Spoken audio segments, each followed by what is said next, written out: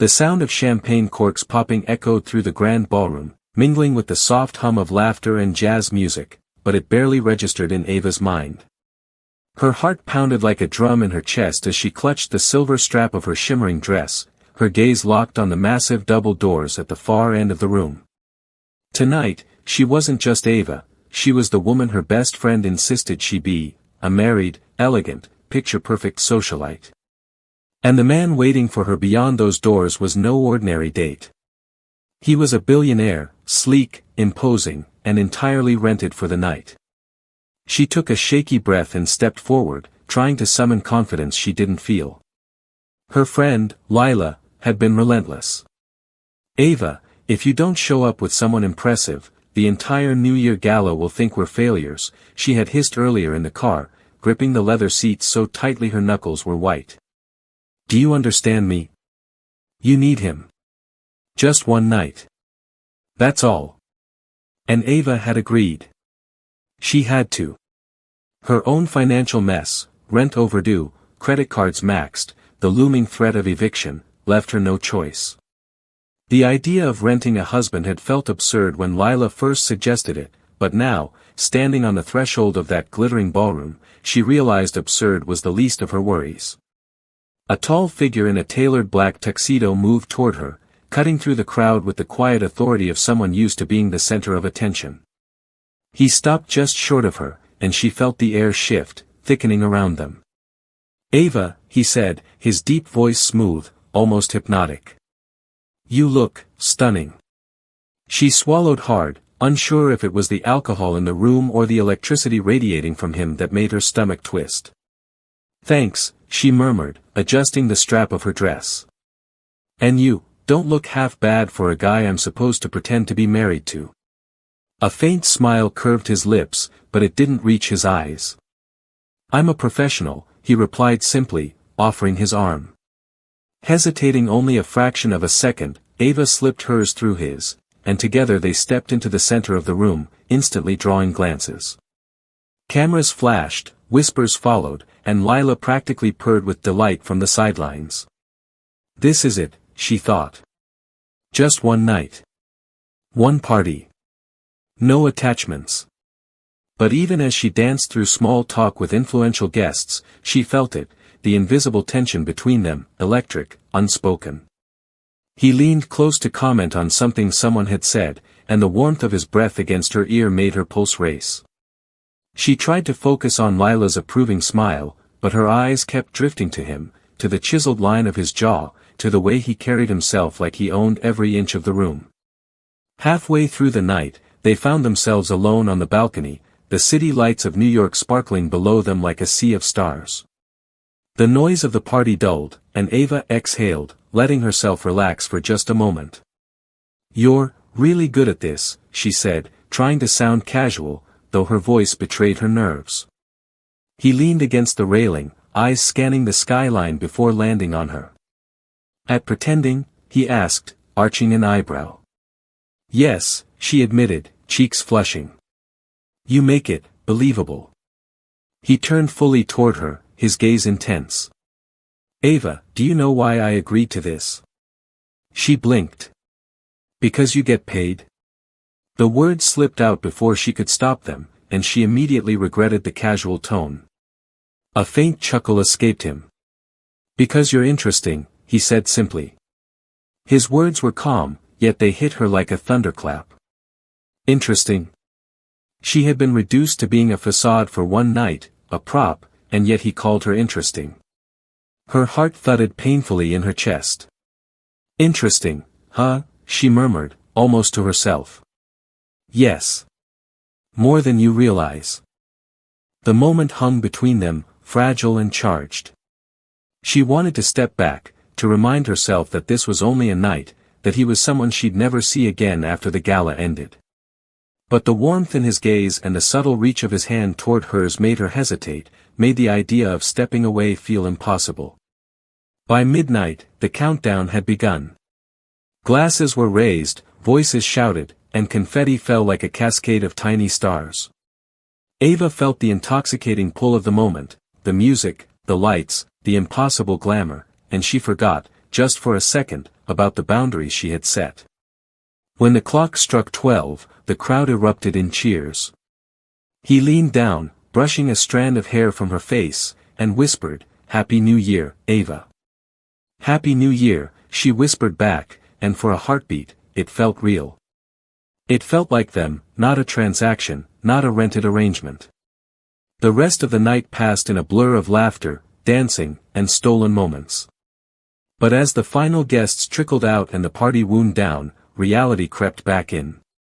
The man who had been her husband for the evening, her heart pounding with emotions she wasn't ready to name, turned to her and said simply, "I'll be leaving now.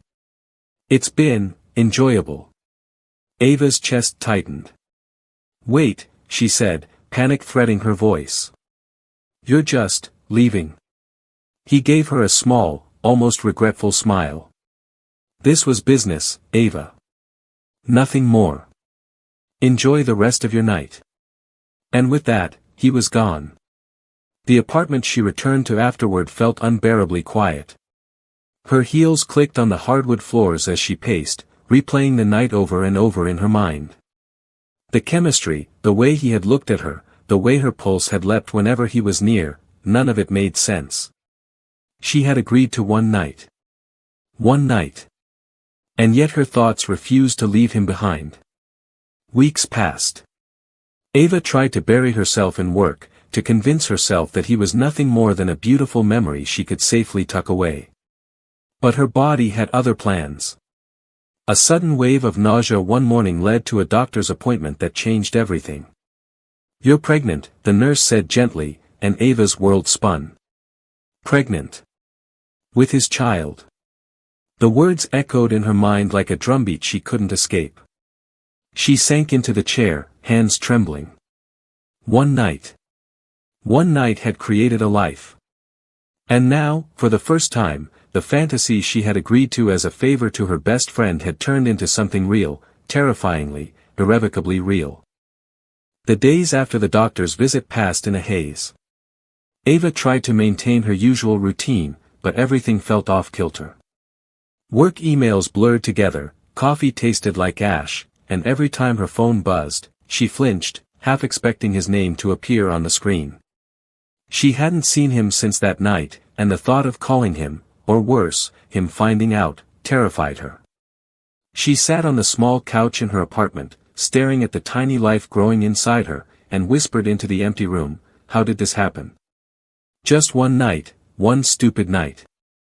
Her hands trembled as she rubbed her stomach, a mix of fear, excitement, and uncertainty swirling inside her. She loved her independence, her control over her life, and yet suddenly, everything had been hijacked by someone she barely knew. Lila, of course, had a very different opinion. She burst into Ava's apartment one Saturday morning, her heels clicking against the hardwood floors as she waved a champagne flute like a weapon. "You have to tell him," she exclaimed, eyes wide. "He's a billionaire, Ava. Do you know what this means?" Ava crossed her arms, glaring. "Do you realize what it means for me? I barely have rent money for this month. You think I can just waltz into his world and demand help?" Lila rolled her eyes. "Oh, please. You're dramatic. He won't abandon his child. Billionaires don't do that. You just have to, hint. You know, make it casual, like, 'Hey, remember me?' Make it casual." Ava repeated, incredulous. "Lila, I rented him for a party. He doesn't even know my last name." Lila shrugged, ignoring her friend's panic. "Then maybe it's time he learns it. This is huge, Ava. You're sitting on a goldmine." Ava groaned, pressing her face into her hands. Goldmine. She was terrified.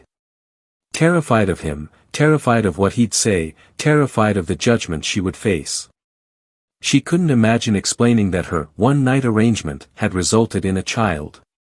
The weeks turned into months, and Ava's belly grew. She began shopping for baby clothes in secret, holding tiny outfits against her stomach and imagining what her child would look like. Would he have the billionaire's sharp jaw, the same piercing eyes? Or would he take after her, soft, gentle, with a heart full of empathy? One evening, while she sat on the balcony overlooking the city skyline, lost in thought, her phone buzzed. Her heart skipped. Could it be him? She almost dropped it, hands shaking. But it wasn't. Just another work email.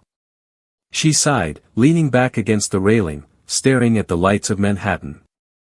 And then, as if her life hadn't already been complicated enough, the universe decided to push her further. It was a crisp Saturday morning when the doorbell rang. Ava wiped her hands on her apron, she had been baking, trying to distract herself, and peered through the peephole. Her breath caught. Standing there, perfectly dressed in a crisp navy suit, was him. The billionaire. Panic surged. No.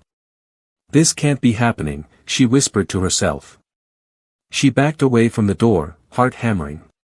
But before she could react further, there was a knock, sharp and insistent. Ava Thompson. His voice carried a calm authority that made her stomach flip. I need to speak with you. Ava's legs felt like lead. She fumbled for words, all rehearsed lines disappearing into thin air. He smiled faintly, sensing her panic. It's okay. I'm not here to accuse you. I just want to understand. Understanding. She wanted to run, to hide, to pretend none of this had happened. But she knew she couldn't. She opened the door, stepping back slightly to let him in, though every instinct screamed at her to slam it shut. The apartment felt small, too personal, too intimate for the kind of conversation that was about to happen. He scanned the room, eyes lingering on the little baby clothes she had hidden on the couch, and his gaze softened, just slightly. You're pregnant, he said, almost as a statement rather than a question.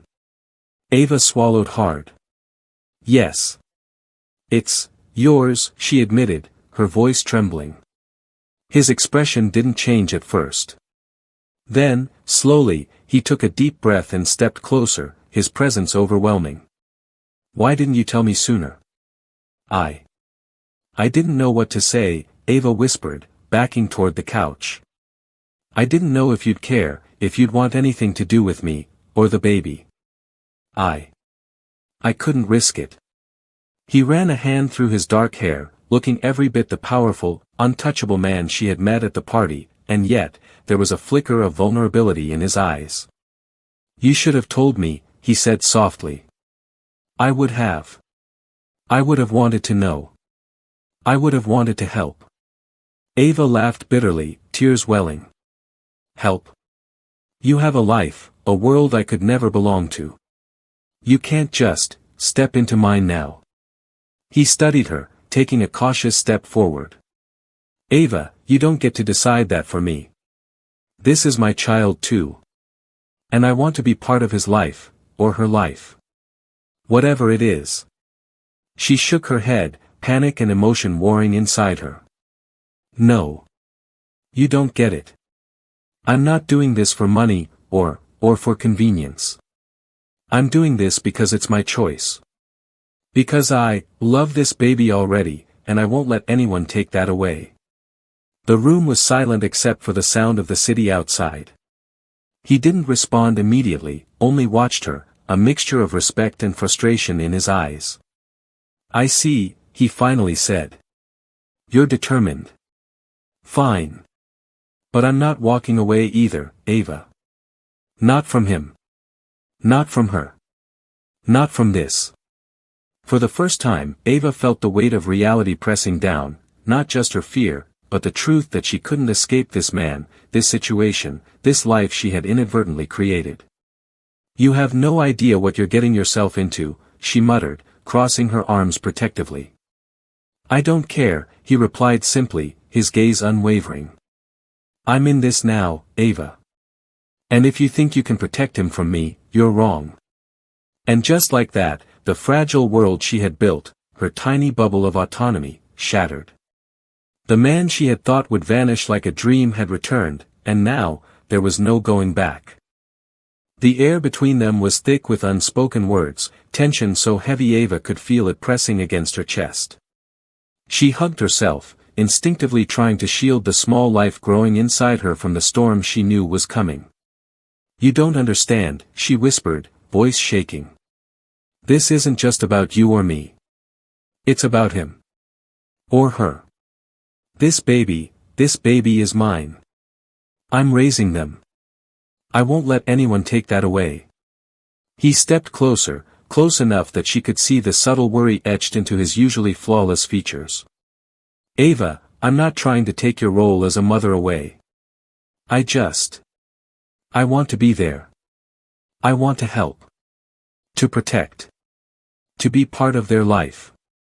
That's all." Her eyes welled with tears. "Protect? You barely know me. You barely know anything about our life. You can't just step in like this." "I know enough," he said firmly. "I know that this child deserves both parents, that they deserve honesty, love, and stability. And I want to provide that. Not as a transaction, not as some business arrangement, but as a father." She took a step back, shaking her head. "And if I said no? If I decide you don't get that chance?" He didn't flinch. He simply said, "Then I fight. Because this isn't just about me. This is about him, or her. And I won't let anything, anyone, deny them a father." Ava's chest heaved. She felt the helplessness and fear she had buried for months rise like a tidal wave. She wanted to scream, to run, to hide. But in that moment, she also felt something else, a strange, unfamiliar warmth. Relief? Hope. She couldn't name it. Then what do we do?" she whispered finally, voice small. How do we even begin?" He took her hand gently, careful, like he was handling something fragile. "We start by being honest. About our lives, about our past, about what that night meant. And then we go forward. Together. Step by step." For a long moment, Ava just looked at him. The billionaire, the man she had rented, feared, and now somehow trusted, stood there, offering partnership, not power, connection, not control. She swallowed hard, realizing how desperately she wanted to believe him. The weeks that followed were a whirlwind. They met over coffee, over dinner, over countless awkward and emotional conversations.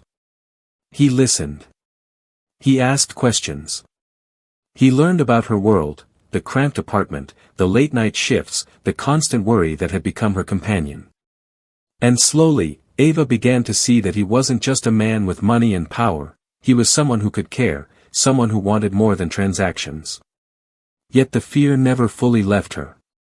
Every time he smiled, every time he reached out to touch her belly gently, she braced herself for disappointment, for rejection, for the moment he would vanish like he had that night. But he didn't. He stayed. And in staying, he began to change the rules of her life. Then, one cold December morning, as snowflakes danced lazily outside the window of her apartment, Ava felt the first real kick. Her hand flew to her stomach, heart racing. "You felt that?" she asked, eyes wide, laughing nervously. He smiled, eyes glimmering with emotion he rarely allowed anyone to see. "I did. They're strong, just like their mother." Ava laughed softly, the tension between them easing slightly. "You really think you can handle this? Being a father to a child you didn't plan for, to a life you barely understand?" "I don't know," he admitted. "But I want to try. For them. For you." For the first time in months, Ava felt a flicker of hope she hadn't allowed herself to feel. Maybe, just maybe, this could work. Maybe the impossible could become reality. But life, as always, had a way of reminding her that it wasn't that simple. Later that week, news broke in one of the city's biggest tabloids: mysterious billionaire linked to secret romance. Could a child be involved? The article didn't name Ava, but the insinuation was clear. Within hours, her inbox flooded with messages from strangers, friends, even colleagues asking questions she had no answers for. She sank into the couch, hands trembling, heart racing. Why now? Why this? He knelt beside her, taking her hand in his. They can't take away what we have, Ava. This is ours, private until we choose otherwise. They can speculate, they can gossip, but they can't touch the life we're building. Not now, not ever. Ava looked at him, really looked, and for the first time, she let herself imagine a future. A future where fear didn't control her.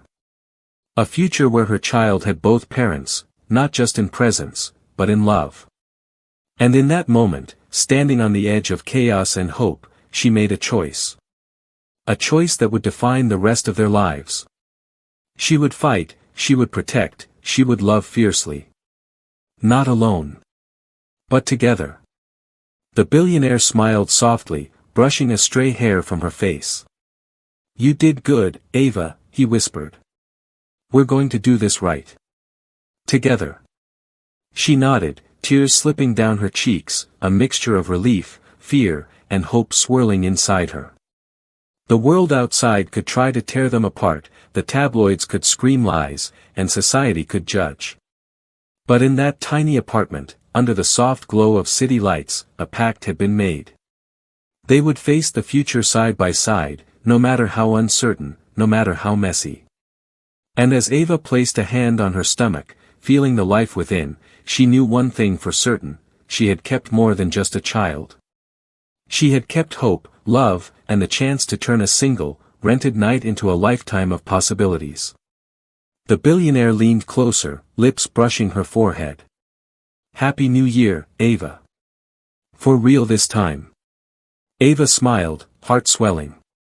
Happy New Year, to us. If you loved this story and want to see what happens next, how Ava and the billionaire navigate love, challenges, and parenthood, make sure you subscribe and hit the notification bell. Don't miss the next chapter in their unforgettable journey.